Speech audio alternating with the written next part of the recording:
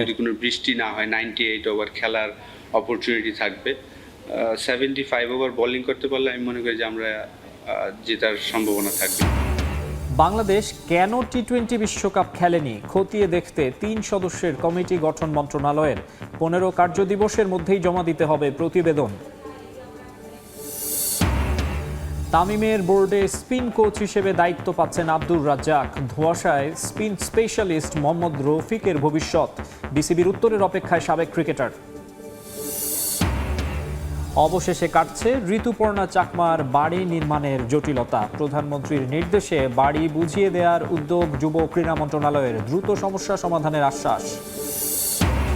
এবং মেসিকে নিয়ে বিশ্বকাপের জন্য 55 সদস্যের প্রাথমিক দল ঘোষণা আর্জেন্টিনার। ঘরোয়া লিগে পারফর্ম করা ফুটবলারদের আধিপত্য, জায়গা হয়নি পাওলো দিবালার।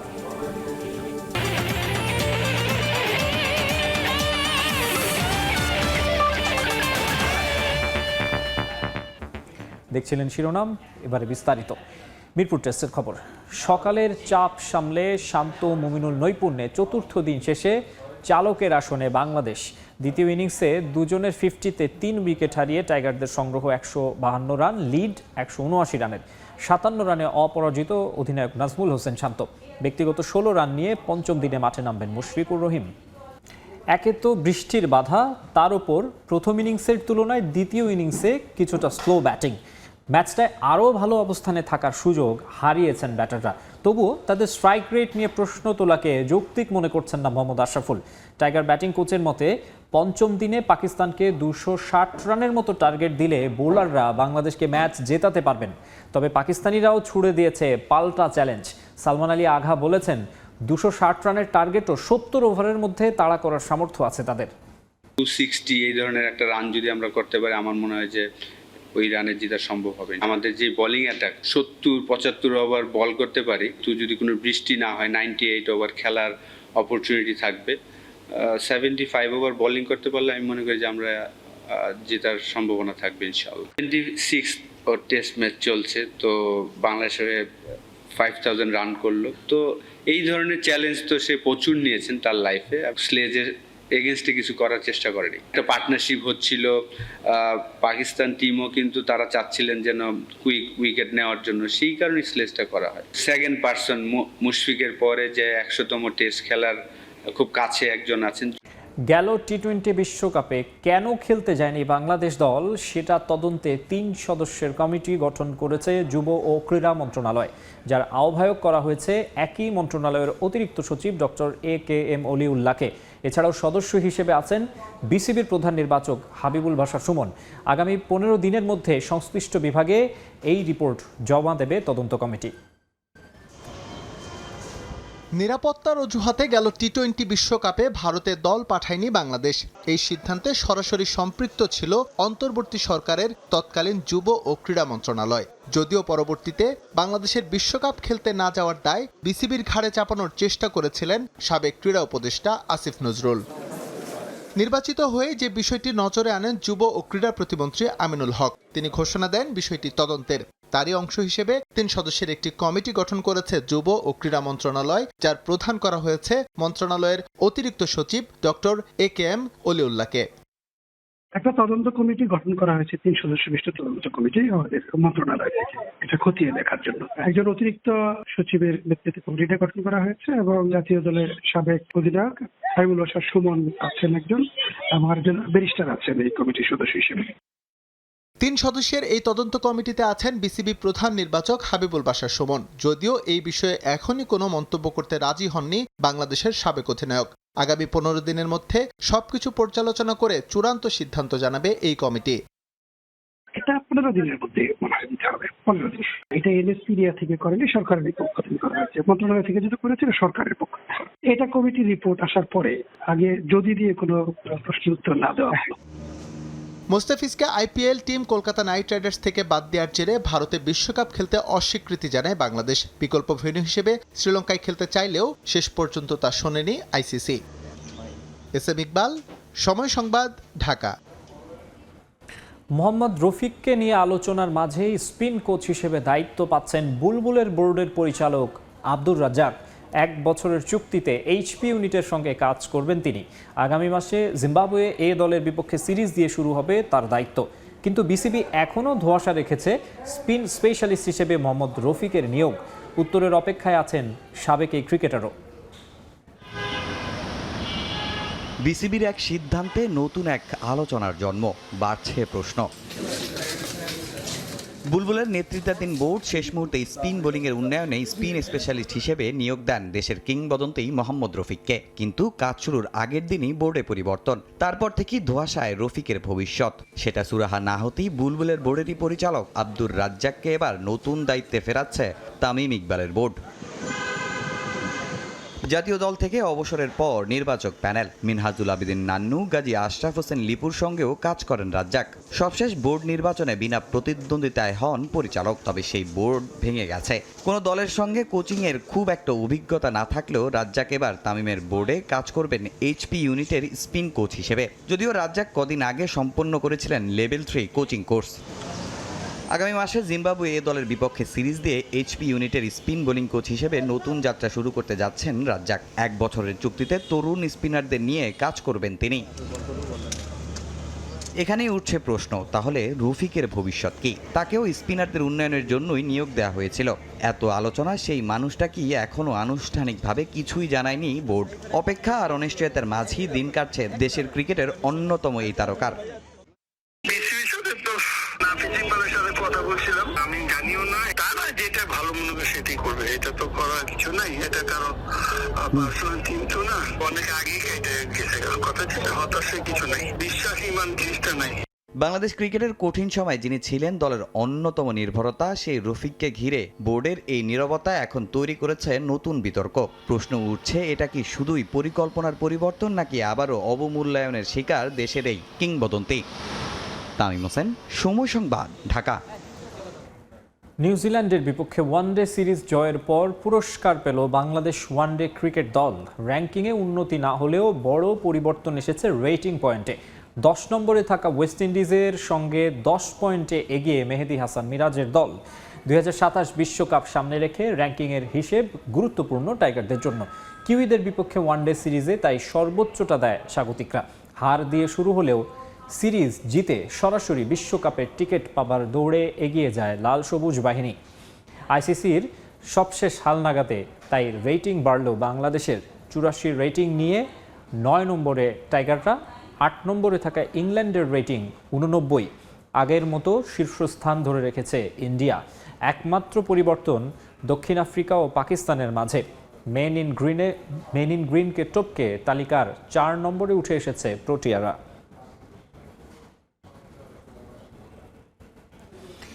বাংলাদেশের বিপক্ষে ওয়ানডে ও টি20 সিরিজ সামনে রেখে স্কোয়াড ঘোষণা করেছে ক্রিকেট অস্ট্রেলিয়া। তারকা পেস ত্রয়ী কামিন্স, স্টার্ক, হ্যাজেলউড না থাকলেও শক্তিশালী দল নিয়েই আসবে মিচেল মার্শের নেতৃত্বাধীন অজিরা। আইপিএল শেষে যোগ দেবেন ট্রাভিস হেড আর ক্যামেরুন গ্রিনের মতো বড় নাম। আগামী 9 জুন শুরু হবে এই দ্বিপাক্ষিক সিরিজ। 3টি ওয়ানডে মিরপুরে আর টি20 সিরিজের ভেন্যু চট্টগ্রাম। 15 বছর পর ওয়ানডে সিরিজ খেলতে বাংলাদেশে আসবে দ্য মাইটি অজিস। 50 ওভারের ফরম্যাটে সেবার পন্টিং, ক্লার্ক, ব্রেটলিদের মাঠে বসে দেখার সুযোগ পেয়েছিল বাংলাদেশি ক্রিকেট প্রেমীরা। মাঝে টেস্ট কিংবা টি20 খেলতে বাংলাদেশ সফর করে অস্ট্রেলিয়া। টেস্টে স্মিথ, ওয়ার্নাররা থাকলেও 2021-এ হওয়ার টি20 সিরিজে মূল দলের প্রায় কাউকেই পাঠায়নি ক্রিকেট অস্ট্রেলিয়া। বিষয়টা পরিষ্কার, মিরপুরের ওই অদ্ভুতরে উইকেটে খেলে নিজেদের বিশ্বকাপ প্রস্তুতি নষ্ট করতে চায়নি তারা। তবে এবার আবারও বাংলাদেশি ক্রিকেট প্রেমীদের সামনে সুযোগ তারকা অজি ক্রিকেটারদের মাঠে বসে দেখার। বাংলাদেশ সিরিজে কেমন দল পাঠাবে তা নিয়ে অনিশ্চয়তা থাকলেও সম্ভাব্য সেরা স্কোয়াডটাই ঘোষণা করল ক্যাঙ্গারুস।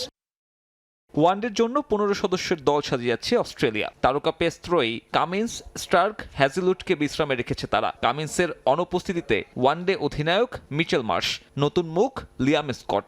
বাকিরা পরিচিত সবাই। 2027 বিশ্বকাপের প্রস্তুতি হিসেবেই এই সিরিজকে দেখছে নির্বাচক জর্জ বেইলি।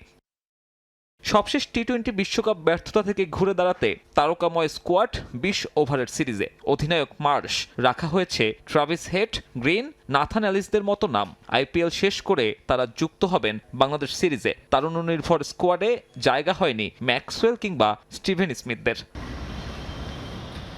এবারই প্রথমবারের মতো বাংলাদেশ সফরে একাধিক ফরম্যাটের সিরিজ খেলবে অজিরা। টাইগারদের সহজভাবে না নেয়ার পেছনে একটা কারণ হতে পারে সাম্প্রতিক পারফরম্যান্স। এছাড়া স্পিন ফ্রেন্ডলি উইকেট থেকে বেরিয়ে আসাটাও হয়তো ইতিবাচক করেছে 5 বারের বিশ্ব চ্যাম্পিয়নদের।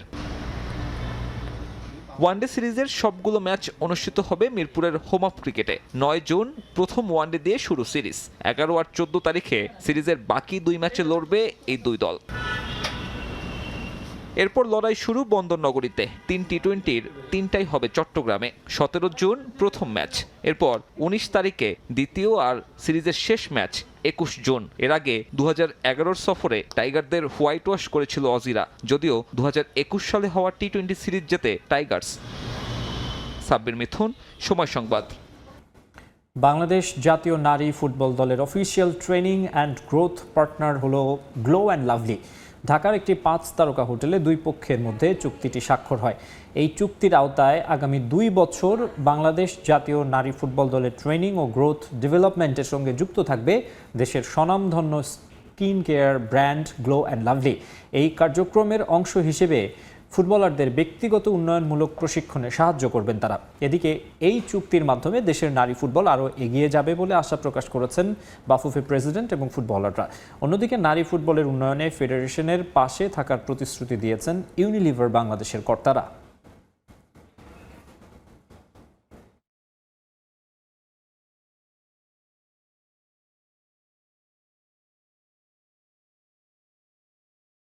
আমরা গ্লো অ্যান্ড লাভলির পক্ষ থেকে খুবই গর্বিত এই পার্টনারশিপ সাইন করতে পেরে। আমরা দেখছি রিসেন্টলি নারী ফুটবল খুবই ভালো করছে বাংলাদেশে, এবং আসলে এটারই যেন আরও উৎসাহ দেওয়ার জন্য, ওদের পাশে দাঁড়ানোর জন্য গ্লো অ্যান্ড লাভলি আজকে সাইন করলো ওদের সাথে পার্টনারশিপ। আমরা ট্রেনিং অ্যান্ড গ্রোথ পার্টনার হিসেবে, সো আমরা সাপোর্ট দিব ওদেরকে for the next 2 years. Glow and lovely এর মতো ব্র্যান্ড যে নারী ফুটবলের সাথে যুক্ত হয়েছে, এটা আমি মনে করি অনেকটা গুরুত্বপূর্ণ, বিশেষ করে আমাদের ট্রেনিং অ্যান্ড ডেভেলপমেন্টের সাইডে। কারণ গ্লো অ্যান্ড লাভলি যেরকম একটা দেশব্যাপী ব্র্যান্ড, আমরা সেভাবে চাচ্ছি যে ফুটবলটাও যে একটা রেকগনিশন পেলো, যেটাও দেশব্যাপী একটা স্পোর্ট, স্পেশালি নারীদের ক্ষেত্রে। 2026 ফিফা বিশ্বকাপের জন্য 55 সদস্যের প্রাথমিক দল ঘোষণা করেছে Argentina football federation, Argentina football association, যেখানে আধিপত্য দেখিয়েছে দেশটির ঘরোয়া লিগ খেলা ফুটবলাররা। লিওনেল মেসিকে কেন্দ্র করে সাজানো এই তালিকা থেকে 26 জনের স্কোয়াড চূড়ান্ত করবেন কোচ লিওনেল স্ক্যালোনি। দলে চমক রেখেছেন আর্জেন্টাইন কোচ, অনেকেই ডাক পেয়েছেন প্রথমবারের মতো। 55 সদস্যের তালিকায় জায়গা হয়নি পাওলো দিবালার। 11 জুন পর্দা উঠতে যাচ্ছে দ্য গ্রেটেস্ট শো অন আর্থের, যেখানে শিরোপা ধরে রাখার মিশন ডিফেন্ডিং চ্যাম্পিয়ন আর্জেন্টিনার। 2022 কাতার বিশ্বকাপের আগে দল ঘোষণায় চমক রেখেছিলেন আর্জেন্টাইন কোচ লিওনেল স্ক্যালোনি। দেশটির ঘরোয়া লিগে খেলা অনেক অপরিচিত নাম ছিল তার স্কোয়াডে, যারাই বিশ্বকাপের মঞ্চে করেছিল বাজিমাত। আর্জেন্টিনার 3য় বিশ্বকাপ শিরোপা জয় রেখেছিল গুরুত্বপূর্ণ অবদান। 2026 বিশ্বকাপের আগে দল নিয়ে আবারও একই কৌশলে আর্জেন্টাইন মাস্টারমাইন্ড লিওনেল স্ক্যালোনি। এরই মধ্যে 55 সদস্যের প্রাথমিক দল ঘোষণা করেছে আর্জেন্টিনা ফুটবল অ্যাসোসিয়েশন। লিওনেল মেসিকে কেন্দ্র করে সাজানো এই তালিকা থেকে 26 জনের চূড়ান্ত দল বেছে নেবেন স্ক্যালোনি। এবারও 55 জনের তালিকায় ঘরোয়া লিগের আধিপত্য সবচেয়ে বেশি। সর্বোচ্চ 6 ফুটবলার ডাক পেয়েছেন রিভার প্লেট থেকে, 4 ফুটবলার ডাক পেয়েছেন স্ক্যালোনির প্রাথমিক একাদশে। ঘরোয়া লিগে পারফর্ম করা আরও কিছু নতুন মুখকে ডাক দিয়েছেন আর্জেন্টাইন কোচ। পুরনোদের সঙ্গে ডাক পেয়েছেন নতুন অনেক মুখ, যারা আগে কখনোই ডাক পাননি আলবিসেলেস্তেদের ক্যাম্পে, যার মধ্যে আছেন নিকোলাস কাপালদো, জাইদ রোমেরো ও মাতেও পেলেগ্রিনির মতো তরুণ ফুটবলার, যারা সম্প্রতি নিজ ক্লাবের হয়ে দুর্দান্ত পারফর্ম করেছেন। চেলসির আলেহান্দ্রো গার্নাচো, রোমায় দুর্দান্ত ছন্দে থাকা মাতিয়াস সুলে ও কোমার হয়ে দারুণ পারফর্ম করা নিকো পাজো জায়গা করে নিয়েছেন 55 সদস্যের প্রাথমিক স্কোয়াডে। সবাইকে অবাক করে দিয়ে প্রাথমিক একাদশে জিয়ানলুকা প্রেস্তিয়ানিকে রেখেছেন স্ক্যালোনি। চ্যাম্পিয়ন্স লিগে ভিনিসিয়াসকে আপত্তিকর মন্তব্য করায় তার উপর নিষেধাজ্ঞা বাড়িয়েছে ফিফা। বিশ্বকাপের প্রথম কয়েক ম্যাচ তার না খেলারও শঙ্কা রয়েছে। এছাড়া প্রত্যাশিত সকল সদস্যই আছেন স্ক্যালোনির প্রাথমিক একাদশে, তবে বাদ পড়েছেন আর্জেন্টিনার অন্যতম তারকা পাওলো দিবালা। নিজেদের ক্লাবের শেষ ম্যাচ খেলে এজিজায় আর্জেন্টিনার ক্যাম্পে যোগ দিবেন ফুটবলাররা। জুনের শুরুতে যুক্তরাষ্ট্রের কনসাসে বেস ক্যাম্প শুরু করবে আলবিসিলেস্তে। 6 জুন টেক্সাসে হন্ডুরাস ও 9 জুন আলবামায় আইসল্যান্ডের মুখোমুখি হবে বিশ্ব চ্যাম্পিয়নরা। 16 জুন কনসাস সিটির অ্যারোহেড স্টেডিয়ামে আলজেরিয়ার বিপক্ষে ম্যাচ দিয়ে শুরু হবে আর্জেন্টিনার বিশ্বকাপ জয়ের মিশন। ফাহিম ইসলাম, সময় সংবাদ। অবশেষে দুইবারের সাফ জয়ী ফুটবলার ঋতুপর্ণা চাকমার বাড়ি নির্মাণের জটিলতা কাটতে যাচ্ছে।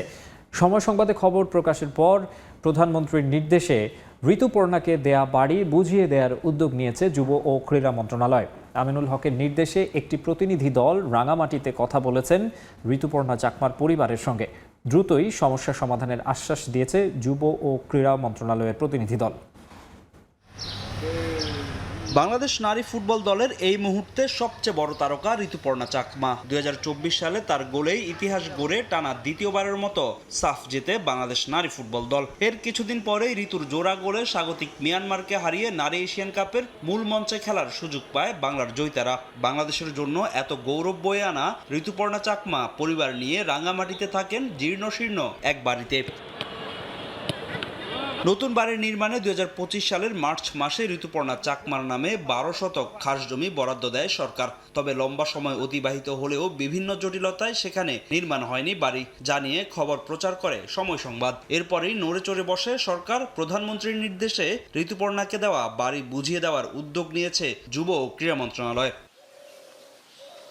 যুব ও ক্রীড়া প্রতিমন্ত্রী আমিনুল হকের নির্দেশে একটি প্রতিনিধি দল রাঙামাটিতে ঋতুপর্ণার বাড়িতে গিয়ে সরজমিনে পরিদর্শন করেছে। এ সময় ঋতুপর্ণার পরিবারের সদস্যদের কাছ থেকে বিস্তারিত সকল সমস্যা শুনেন তারা। রাঙামাটি জেলা প্রশাসকের সঙ্গেও সাক্ষাৎ করে প্রতিনিধি দলটি। এ সময় রাঙ্গামাটি জেলা প্রশাসক জানান, ঋতুপর্ণার বাড়ি তৈরিতে সব ধরনের প্রস্তুতি থাকলেও জমি বন্দোবস্ত সংক্রান্ত জটিলতায় থেমে গেছে বাড়ি নির্মাণের কাজ। মূলত পার্বত্য চট্টগ্রাম বিষয়ক মন্ত্রণালয়ের অনুমোদন না পাওয়ায় এখনও বাড়ি নির্মাণের জমি পুরোপুরি বুঝে পাননি ঋতুপর্ণা চাকমা। পরিদর্শন শেষে তথ্য উপাত্ত সহ প্রতিবেদন তৈরি করে যুব ও ক্রীড়া মন্ত্রণালয়ে জমা দিবে প্রতিনিধি দলটি। সরকারের এমন উদ্যোগে নতুন করে আশার সঞ্চার ঘটেছে ঋতুপর্ণা চাকমার পরিবারে। এর আগে বিসিবির বিগত কমিটি ঋতুপর্ণাকে বাড়ি নির্মাণ করে দেওয়ার প্রতিশ্রুতি দিলেও জমি জটিলতার শেষ পর্যন্ত প্রতিশ্রুতি আর রাখতে পারেনি তৎকালীন বিসিবি কমিটি। ফাহিম ইসলাম, সময় সংবাদ। আবারও বিশ্বকাপ প্রসঙ্গ। সম্প্রচার সত্ত্বের চড়া মূল্যের কারণে ফিফা বিশ্বকাপ উপভোগ থেকে বঞ্চিত হতে পারেন এশিয়ার বেশ কিছু দেশের দর্শক। এমন গুঞ্জনের মাঝে বাংলাদেশি দর্শকদের জন্য রয়েছে সুখবর। শোনা যাচ্ছে বাংলাদেশে বিশ্বকাপের ম্যাচ সম্প্রচারের জন্য সিঙ্গাপুর ভিত্তিক স্প্রিংবক নামে একটি কোম্পানির সঙ্গে চুক্তি করেছে ফিফা। তবে চীন ও ভারতের সঙ্গে ব্রডকাস্ট রাইটসের ব্যাপারে এখনও বনিবনা হয়নি বিশ্ব ফুটবলের নিয়ন্ত্রক সংস্থার। এই উন্মাদনা কি এবারের বিশ্বকাপে দেখা যাবে না বাংলাদেশে? ফুটবল প্রেমীদের মনে উকি দিচ্ছে শঙ্কা। সম্প্রচার সত্ত্ব নিয়ে জটিলতায় বাংলাদেশের দর্শকরা দেখতে পাবেন না ফুটবল বিশ্বকাপ, এমন খবরই শোনা যাচ্ছে কদিন ধরে। তবে আশার কথা হচ্ছে এই জটিলতা নাকি কাটছে দ্রুতই। আন্তর্জাতিক গণমাধ্যমে কদিন ধরেই গুঞ্জন, বিশ্বের সবচেয়ে জনবহুল দুই দেশ চীন ও ভারতের কোটি কোটি ফুটবল সমর্থক হয়তো বিশ্বকাপ দেখতে পারবেন না, কারণ দেশ দুটির সম্প্রচার মাধ্যমগুলোর সঙ্গে সত্ত্ব নিয়ে বনিবনা হয়নি ফিফার। বাংলাদেশের ক্ষেত্রে যেটি শোনা যাচ্ছে তা হলো বাংলাদেশের জন্য সিঙ্গাপুর ভিত্তিক স্প্রিংবক নামে একটি কোম্পানির সঙ্গে চুক্তি করেছে ফিফা, যদিও কোনো পক্ষ থেকেই আসেনি আনুষ্ঠানিক ঘোষণা। প্রথমবারের মতো 48 দল নিয়ে বিশ্বকাপ, 104 ম্যাচ আর 3 দেশের বিশাল আয়োজন। এত বড় আয়োজনে সংকটের অন্যতম কারণ সম্প্রচার সত্ত্বের অস্বাভাবিক মূল্য। শোনা যাচ্ছে ফিফার এজেন্ট প্রতিষ্ঠান স্প্রিংবক পিটিই লিমিটেড বাংলাদেশের বাজারের জন্য দাবি করেছে প্রায় $12.3 মিলিয়ন বা 151 কোটি টাকা। এর সঙ্গে ভ্যাট ও ট্যাক্স যোগ করলে খরচ দাঁড়াবে প্রায় 200 কোটি টাকা। 2022 কাতার বিশ্বকাপের তুলনায় নাকি এই অঙ্ক প্রায় দ্বিগুণ। শুধু চড়া দামই নয়, বাধা হয়ে দাঁড়ায় সময়ের ব্যবধান। আমেরিকার সঙ্গে বাংলাদেশের সময়ের পার্থক্যের কারণে অধিকাংশ গুরুত্বপূর্ণ ম্যাচ শুরু হবে বাংলাদেশ সময় ভোররাত কিংবা সকালে। তাই বিজ্ঞাপনদাতা কিংবা টেলিভিশন চ্যানেল বিপুল অর্থ বিনিয়োগে সেভাবে নাকি আগ্রহ দেখায়নি। স্প্রিংবকের সঙ্গে চুক্তির ফলে এখন ফিফার 211 সদস্য দেশের মধ্যে 180টির জন্য বিশ্বকাপ সম্প্রচার নিশ্চিত হয়েছে। ধারণা করা হচ্ছে শিগগিরই পুরো ক্যারিবীয় অঞ্চলের জন্য একটি স্ট্রিমিং প্ল্যাটফর্মের সঙ্গে চুক্তি হবে। তবে ভারতের বাজার নিয়ে কিছুটা বিপাকে ফিফা। সময়সূচি অনুকূলে থাকলেও 2022 কাতার বিশ্বকাপে ভারতীয় প্রতিষ্ঠান ভায়াকম 18 আর্থিক ক্ষতির মুখে পড়েছিল। প্রত্যাশা অনুযায়ী বিজ্ঞাপন আয় না হওয়ায় এমন লোকসান হয়েছিল তাদের। এবার তাই ফিফার হাই রেটে মিডিয়া রাইটস নিয়ে ঝুঁকি নিতে চাইছে না ভারত কিংবা চীনের প্রতিষ্ঠানগুলো। মাকসুম আলম খান, সময় সংবাদ। শুরু হয়ে গেছে 2026 বিশ্বকাপ ফুটবলের এক মাসের ক্ষণ গণনা। প্রথমবারের মতো 48 দল 12 গ্রুপে অংশ নিয়ে উত্তাপ ছড়াবে দ্য গ্রেটেস্ট শো অন আর্থে। বিশ্বকাপ যত এগিয়ে আসছে ততই প্রিয় দল নিয়ে ভবিষ্যৎবাণী করা শুরু করেছেন সাবেক, বর্তমান থেকে শুরু করে সমর্থকরাও। বিভিন্ন প্রতিষ্ঠান ও সমর্থকদের সংগঠনগুলো শুরু করেছে জরিপ।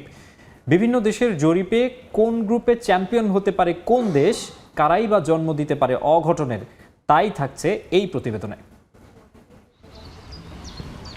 বিশ্বকাপে যুক্তরাষ্ট্র ও কানাডার সঙ্গে আয়োজক হিসেবে আছে Mexico. The greatest show on earth 2 বার কোয়ার্টার ফাইনালে খেলা ছাড়া সাফল্য নেই দ্য ট্রাই কালারের। এবার নিজ দেশে আয়োজিত বিশ্বকাপ ফুটবলের মহাযজ্ঞে আগের আসরগুলোকে ছাড়িয়ে যেতে চায় মেক্সিকো। এই গ্রুপের জরিপে স্বাগতিক মেক্সিকোকেই সবচেয়ে এগিয়ে রাখা হয়েছে। ঘরের মাঠে সমর্থকদের বাড়তি সমর্থন পাবে তারা। এছাড়া বাকি 3 দল সাউথ আফ্রিকা, সাউথ কোরিয়া ও চেক প্রজাতন্ত্রের সমানে সমান লড়াই হতে পারে। বি গ্রুপে অভিজ্ঞতার বিচারে সবচেয়ে এগিয়ে আছে সুইজারল্যান্ড, তবে স্বাগতিক হিসেবে কানাডা বাড়তি সমর্থন পাবে। বাকি 2 দল কাতার ও বসনিয়া অ্যান্ড হার্জেগোভিনা তাদের চ্যালেঞ্জ দিতে পারে। গেল কয়েক আসরে কোয়ার্টার ফাইনাল পর্ব পাড়ি দিতে না পারা ব্রাজিল এবারও দেখছে হেক্সা শিরোপার স্বপ্ন। সি গ্রুপে ফেভারিট দল 5 বারের বিশ্ব চ্যাম্পিয়নরা। সেলেসাউদের কঠিন লড়াই হতে পারে গত বিশ্বকাপের সেমিফাইনালিস্ট মরক্কোর সঙ্গে। বাকি 2 দল হাইতি ও স্কটল্যান্ড অভিজ্ঞতা ও শক্তির বিচারে বেশ পিছিয়ে আছে। ডি গ্রুপে আছে বিশ্বকাপের আয়োজক দেশ যুক্তরাষ্ট্র, বেশ দাপট দেখাবে বলে আশা করা হচ্ছে তাদের। এই গ্রুপে আরও আছে অভিজ্ঞ দল প্যারাগুয়ে। বাকি 2 দল অস্ট্রেলিয়া ও তুরস্কের তুলনামূলক কম সম্ভাবনার কথাই উঠে এসেছে জরিপে। ই গ্রুপে ফেভারিট 4 বারের চ্যাম্পিয়ন জার্মানি, তাদের সঙ্গে সর্বোচ্চ লড়াই হতে পারে আইভরি কোস্ট, ইকুয়েডর ও নবাগত কুরাসাওয়ের। এফ গ্রুপে তুলনামূলক সবচেয়ে অভিজ্ঞ ও শক্তিশালী দল নেদারল্যান্ডস। এছাড়া জাপান, সুইডেন ও তিউনিশিয়াও ছেড়ে কথা বলবে না। যে গ্রুপে আছে বিশ্বকাপে অংশগ্রহণ নিয়ে অনিশ্চয়তায় থাকা, এরপর নানা নাটকীয় ঘটনা ও শর্ত আরোপের পর অংশগ্রহণ নিশ্চিত হওয়া ইরান। তবে এই গ্রুপে ফেভারিট ও অভিজ্ঞতা, শক্তিমত্তার বিচারে সবচেয়ে ওপরে রাখা যায় বেলজিয়ামের নাম। এছাড়া মিশর ও নিউজিল্যান্ডও নিজেদের উজাড় করে দিতে চাইবে মাঠের লড়াইয়ে। এইচ গ্রুপে ফেভারিটের তালিকায় শীর্ষে আছে ইউরো চ্যাম্পিয়ন স্পেন, তবে তাদের সঙ্গে উরুগুয়ের লড়াইটা বেশ জমবে আশা করা যায়। এছাড়া কেপ ভার্দে ও গত বিশ্বকাপে আর্জেন্টিনাকে হারিয়ে চমক দেখানো সৌদি আরবও আছে এই গ্রুপে। আই গ্রুপে ফ্রান্সকে সবচেয়ে এগিয়ে রাখা হলেও আর্লিং হল্যান্ডের নরওয়েকে হালকাভাবে নেয়ার সুযোগ নেই। এছাড়াও এই গ্রুপে আছে সেনেগাল ও ইরাক। এদের কোনো এক দল অঘটনের জন্ম দিলে অবাক হওয়ার কিছুই থাকবে না। যে গ্রুপে নিঃসন্দেহে এগিয়ে আছে বর্তমান বিশ্ব চ্যাম্পিয়ন আর্জেন্টিনা। গ্রুপ সেরা হওয়ার দৌড়েও শক্তিশালী দাবিদার মেসির দল। নিজের শেষ বিশ্বকাপে আলো ছড়াতে চাইবেন লিওনেল মেসিও। এছাড়া আলজেরিয়া, অস্ট্রিয়া ও জর্ডান আছে একই গ্রুপে। কে গ্রুপে স্বাভাবিকভাবেই দর্শকপ্রিয় হিসেবে আছে ক্রিস্টিয়ানো রোনালদোর দল পর্তুগাল, তবে তাদের সঙ্গে কলম্বিয়ার লড়াইটা বেশ জমতে পারে। অন্য 2 দল কঙ্গো ও উজবেকিস্তান। এল গ্রুপে সেরা হওয়ার সবচেয়ে বেশি সম্ভাবনা আছে ইংল্যান্ডের, তবে লুকা মদ্রিচের ক্রোয়েশিয়াও ছেড়ে কথা বলবে না। চমক দেখাতে পারে ঘানাও। আরেক দল পানামা। তবে মাঠের লড়াই শুরু হলে পাল্টে যেতে পারে জরিপের হিসাব নিকাশ, কারণ the greatest show on earth মানেই তো রোমাঞ্চ আর উন্মাদনায় ভরা এক আসর। পারভিন আক্তার, সময় সংবাদ। লা লিগার রাজা বার্সেলোনা টানা দ্বিতীয়বারের মতো স্প্যানিশ লিগের ট্রফি উঠল হ্যান্সি ফ্লিক বাহিনীর হাতে। চির প্রতিদ্বন্দ্বী রিয়াল মাদ্রিদকে ঘরের মাঠে 2-0 গোলে হারিয়ে লা লিগার 29তম শিরোপা জিতল কাতালুনিয়ানরা। রাশফোর্ডের চোখ ধাঁধানো ফ্রি কিক আর ফেরান তোরেসের গোলে ক্যাম্প নুতে নীল বেগুনি উৎসব। কোথাও আনন্দ, কোথাও বিষাদ, এটাই জীবনের খেলা। এল ক্লাসিকো এবার এমনই এক পরিস্থিতির সামনে দাঁড় করিয়ে দিল চিরপ্রতিদ্বন্দ্বী রিয়াল বার্সাকে। ক্লাসিকো জিতেই শিরোপা উৎসবে মাতল কাতালোনিয়ানরা। মাঠের লড়াই শুরুর আগেই বারুদে ঠাসা ছিল চারপাশ। একদিকে রিয়াল শিবিরের অভ্যন্তরীণ কোন্দল, অন্যদিকে বার্সেলোনার টানা দ্বিতীয় শিরোপার হাতছানি। কিন্তু খেলা শুরু হতেই সব আলো কেড়ে নিলেন একজন, মার্কাস রাশফোর্ড। ম্যাচ শুরুর 20 মিনিটে রাশফোর্ডের সেই জাদুকরী ফ্রি কিক যখন থিবো কর্তোয়াকে পরাস্ত করে জালে জড়ালো, ক্যাম্প নুর গগন বিদারী চিৎকারে তখন কাঁপছে কাতালোনিয়া। ফুটবল জাদুর ছোঁয়ায় তখন বুধ পুরো ফুটবল বিশ্ব। 1-0 এগিয়ে গিয়ে যেন আরও তেতে ওঠে হ্যান্সি ফ্লিক বাহিনী। রিয়াল রক্ষণকে দিশেহারা করে দানি ওলমোর অ্যাসিস্টে দ্বিতীয় গোল করেন ফেরান তোরেস। প্রথমার্ধেই স্কোর লাইন 2-0। গ্যালারিতে তখন উৎসবের আগাম গান। বিপরীতে কিলিয়ান এমবাপেবিহীন রিয়াল মাদ্রিদকে মনে হচ্ছিল ছন্ন ছাড়া এক দল। বিরতির পর ঘুরে দাঁড়ানোর চেষ্টা করেছিল লস ব্ল্যাঙ্কোস। জুড বেলিংহ্যাম বল জালে পাঠালেও অফসাইডের খাড়ায় তা বাতিল হয়ে যায়। ট্রেন্ট আলেকজান্ডার আর্নল্ডের পাসগুলো আলোর মুখ দেখেনি এরিক গার্সিয়ার অতন্দ্র প্রহরী রক্ষণে। রিয়ালের কফিনে শেষ পেরেকটা ঠুকে দিয়েছে বার্সার নিখুঁত রোন্ডো পাসিং। রিয়াল ফুটবলাররা কেবল দর্শক হয়ে দেখতে থাকেন বার্সার শ্রেষ্ঠত্বের মহড়া। যে ভিনিসিয়াসে বাজি ধরেছিলেন আরবেলোয়া, তিনি গোল করার চেয়েও ব্যস্ত ছিলেন হাতাহাতিতে। রেফরির শেষ বাঁশির সঙ্গে সঙ্গেই নিশ্চিত হয় বার্সেলোনার 29তম লা লিগা শিরোপা। তবে এই আনন্দ উৎসবের আড়ালে ছিল এক বিষাদময় সুর। ম্যাচের কয়েক ঘন্টা আগেই পিতাকে হারান বার্সা কোচ হ্যান্সি ডিয়েটার ফ্লেক। হৃদয়ে শোকের পাহাড় নিয়েও ডাগ আউটে অটল ছিলেন তিনি। তাই তো বার্সেলোনার উৎসবের কেন্দ্রেও ছিলেন এই জার্মান। রিয়াল মাদ্রিদ যখন শূন্য হাতে মাঠ ছাড়ছে, বার্সেলোনা তখন মেতেছিল ক্যাম্পিয়নেস গানে। ঘরের মাঠে চিরপ্রতিদ্বন্দ্বীদের হারিয়ে শিরোপা জয়ের চেয়ে মধুর আর কি বা হতে পারে কাতালানদের জন্য। নিয়ন মোহাইমিন, সময় সংবাদ। এদিকে ক্যাম্প নুর গ্যালারিতে যখন উৎসবের জোয়ার, তখন ডাগআউটে কোচ হ্যান্সি ফ্লিকের চোখে ছিল মিশ্র এক অনুভূতি।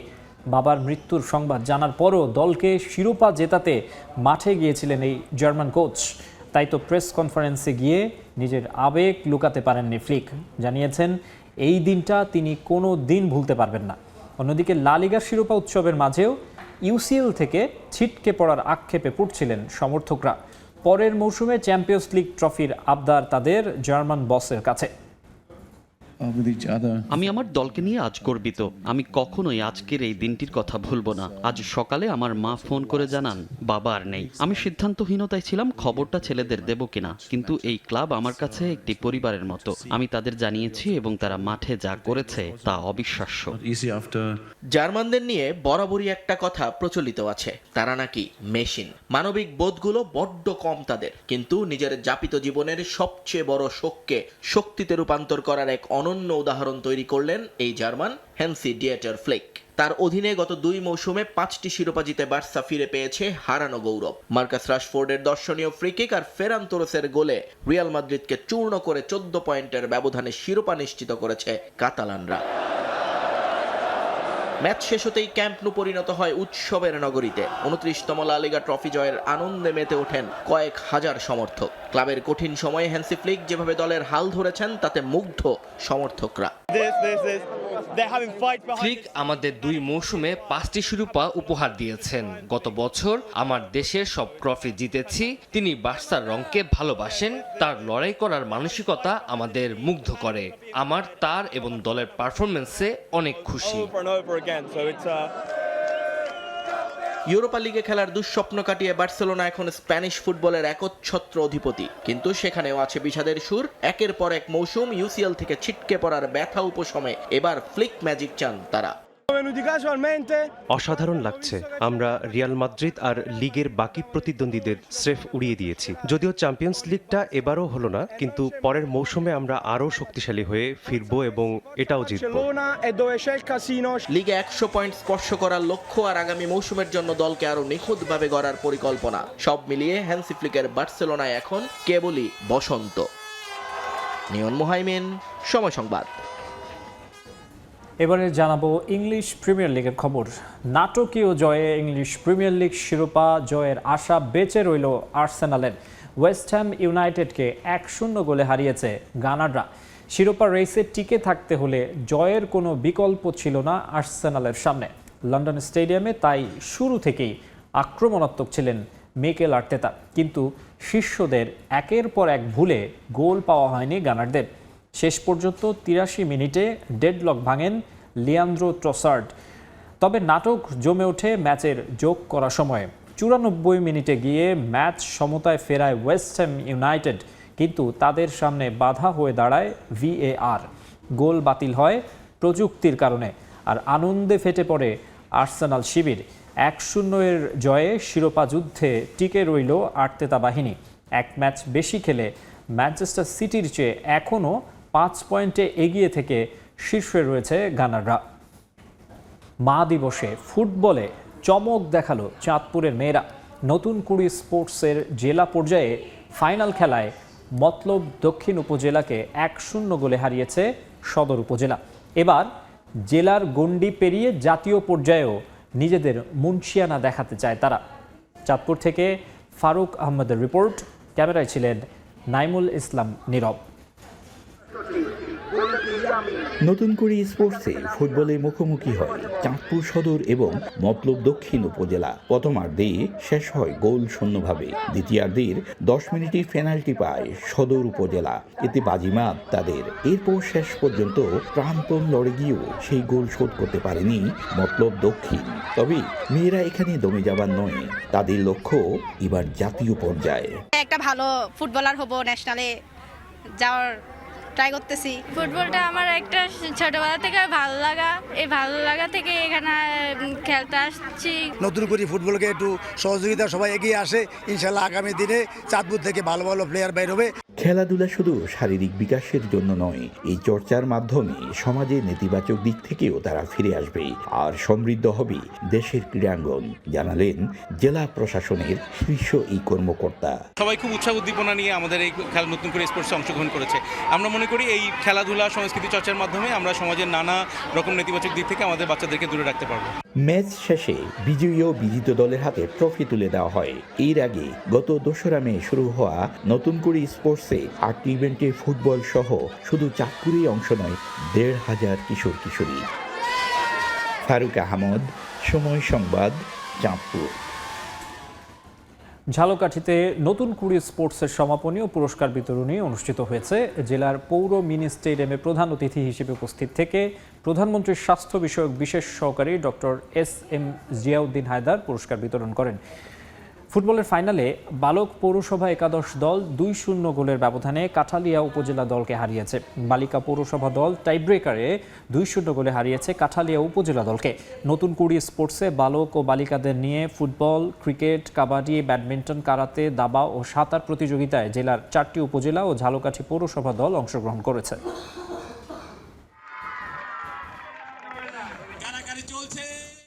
এই পর্যায়ে খেলার সময় শীর্ষ সংবাদ জানিয়ে দিচ্ছে আরেকবার। বাংলাদেশ কেন টি-20 বিশ্বকাপ খেলেনি খতিয়ে দেখতে 3 সদস্যের কমিটি গঠন মন্ত্রণালয়ের। 15 কার্য দিবসের মধ্যেই জমা দিতে হবে প্রতিবেদন। এবং মেসিকে নিয়ে বিশ্বকাপের জন্য 55 সদস্যের প্রাথমিক দল ঘোষণা আর্জেন্টিনার। ঘরোয়া লিগে পারফর্ম করা ফুটবলারদের আধিপত্য, জায়গা হয়নি পাওলো দিবালার।